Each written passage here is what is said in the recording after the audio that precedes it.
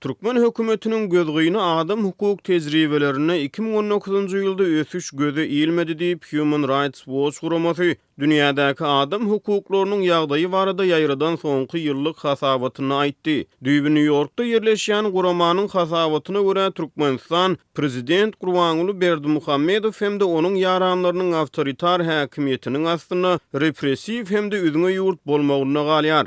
Hasabatda dünýäniň 100 töwereği ýurduny adam hukuklarynyň ýagdaýy boýunça maglumat berilýär. 2019-njy ýylda Türkmenistanda ykdysady krizis dowam etdi. Hökümet suw, gaz we elektrik energiýasy boýunça ýeňillikleri ýatyrdy. Krizisiň içkin täsir eden regionlarynyň emigrasiýa çykmaklyk dowam etdi. Ýöne häkimiýetler iş gözlegine daşary ýurtlara gidýän adamlaryň ýoluny baglamagy synanşýar diýip hasabatda aýdylýar. Hasabata görä Türkmenistanda hökümet ruhsat berilmedik dini we syýasy garaýyşyň ähli görnüşini ýowuz jezalandyrýar. Maglumat ýeterligine döwlet tarapyndan berk gödäwçilik edilýär. Garaşsyz adam hukuk toparlaryna ruhsat berilmeýär. Zor bilen ýitirmedilen onlarça adam çak bilen türkmen türmelerine saklanýar diýilip hasabatda aýdylýar.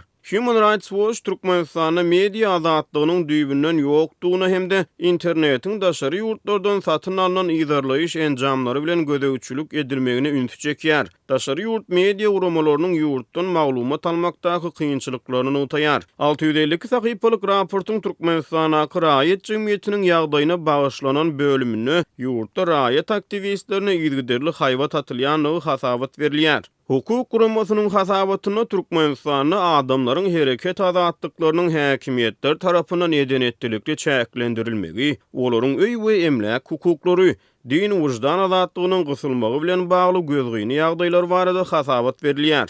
Şeride hasabatda Türkmenistanaky syýasy tutsaglar zor bilen ýitirmedilenler hem-de türmelerdäki gynamalar barada maglumat berilýär. Human Rights Watch'un soňky ýyllyk hasabatyna nygtylşy tutuş dünýäde adam hukuklaryny goramagy niýetlenen global mehanizmy howp abanýar. Howp esasan Hytaý hökümetiniň ýurt içinde adam hukuklaryny basgylamagyny ujalýar. Hasabatda adam hukuklaryny goraýan global sistema Hytaýyň hökümetiniň barha wehim salýanlygyny utalýar. Guramanyň ýerine ýetiriji direktory Kenneth Roth Hytaýyň halkara adam hukuklary boýunça sistema egzistensiýal howp abandyrýanyny aýtdy.